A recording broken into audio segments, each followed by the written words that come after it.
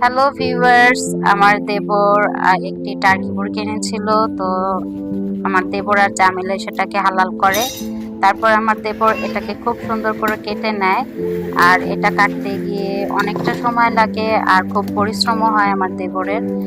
আর হচ্ছে কি মুরগিটা খুব বড় ছিল, প্রায় 7-8 কেজির উপরে হবে। আর হচ্ছে এটা রানগুলো ছিল একদম খাসির রানের মতো। তো এই মুরগিটা নিয়েছিল হচ্ছে গিয়ে এই দেশের 300 রান, বাংলাদেশে প্রায় 2100 প্লাস এরকম হবে। মজার বিষয় হলো রানগুলো যখন আলাদা করে তখন মনে হয় এটা কোনো খাসির রান। তারপর আমার দেবর চিকেনটা খুব সুন্দরভাবে কেটে নেয় যাতে আর আমাদের কাটতে না হয়। তারপরে আমার বড় দেবর আসবে, সেজন্য আমরা আমাদের লাগানো পাট শাক থেকে কিছু শাক তুলে নিয়ে আসি।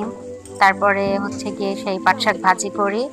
আর গোস্তটাকে খুব ভালোভাবে ধুয়ে পরিষ্কার করে সেটাতে হলুদ, মরিচ ও গরম মশলার গুঁড়া পরিমাণ মতো দেই।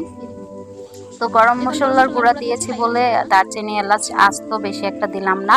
তারপর পরিমাণ মতো তেল, লবণ, আদা, রসুন, পেঁয়াজ বাটা, শুকনা মরিচ বাটা একসাথেই দিয়ে দিয়েছি। তারপরে সবকিছু দিয়ে মেখে সুন্দর করে চুলায় বসিয়ে দিয়েছি আর চুলার জালটা ধরিয়ে দিয়েছি।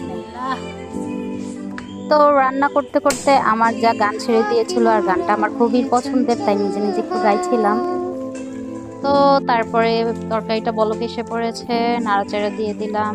নাড়তে চাড়তে নাড়তে চাড়তে এটা প্রায় হয়ে এসেছে।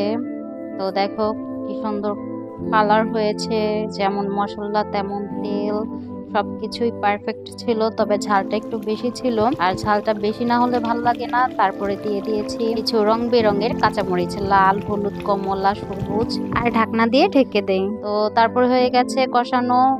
তারপরে বাটিতে উঠিয়ে নিয়ে নিলাম। দেখো কতটা জুসি হয়েছে, ভালোই লাগছিল। রান্নাটাও ভালো হয়েছে। নিজের প্রশংসা নিজের করতে হয় না, সবাই বললো আর কি, তাই বললাম। তো ভালো থাকো আর এভাবে মজার মজার রান্না করে খাও।